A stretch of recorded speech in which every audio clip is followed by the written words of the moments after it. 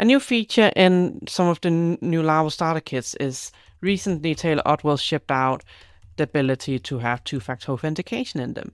So we're going to take a look at how that quickly works and just create a Vue starter kit with Laravel. So build in authentication, use PES-PHP as the testing framework.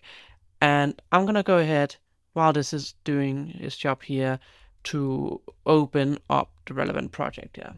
So what we're going to go ahead and do is we're going to go ahead and take a look at Laravel Herd, where we have the project. We're going to open up the starter kit, new window, and we trust this project. This will in here also prompt you to install, run npm install, run build. That's fine, we're going to do that. In the meantime, let's take a look at this starter kit.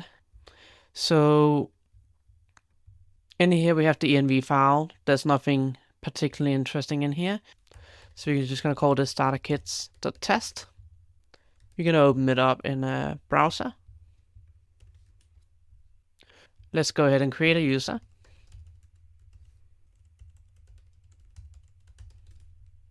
There we go. Let's go ahead and head into our settings. Two-factor authentication. We need to enter our password again.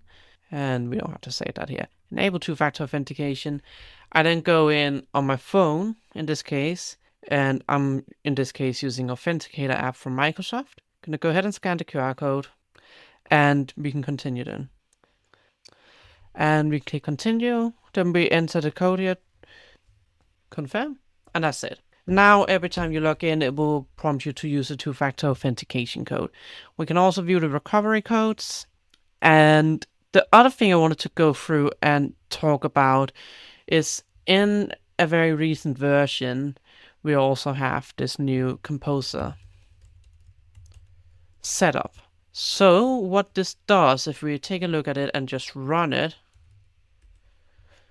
we can run composer setup. It will run all of these commands. It will run composer install, get the env file ready if it's not already, key generate, migrate, install, and build.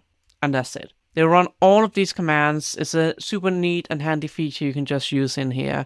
You can also use composer run dev to essentially run the local machine. But again, I'm not going to walk you through the whole two-factor authentication part as well. If we head in here, try to log in again, we need to enter two-factor authentication code to continue. And we can't log in without that or use the recovery codes. But that's all for this video. Thank you very much for watching it. Just wanted to show you quickly some of the new things going on in Laravel. I'll see you in the next one.